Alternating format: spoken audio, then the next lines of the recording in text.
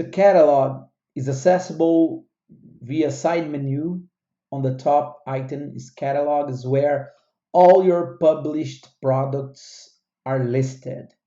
So when you see like this little card with the thumbnail is a representation of each one of your products.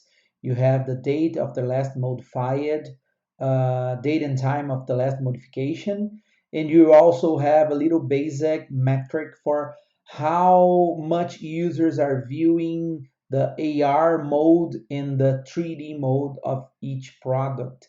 So you can have like a little grasp of if its experience is being good or not, and the adherence of the experience in your e-commerce. In the top right corner, you see these three little dots. It's the menu for each product in the catalog.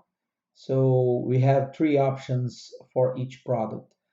The first one is the online offline functionality that if you can click, you put your public URL unavailable for your users. So right now this product is offline, so no user will able to reach this experience.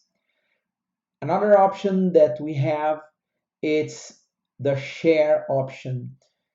The share option is where you will find all the code needed for you to distribute this product publicly for your users. So you will find a link that you can copy and paste it on your front end store or whatever you want to distribute as a link. You also have a piece of code using iframe to embed seamlessly with your web page. And then you have the QR code that you can save it, the image, and exchange also to distribute the URL more easily to your users. And the third option is the edit option.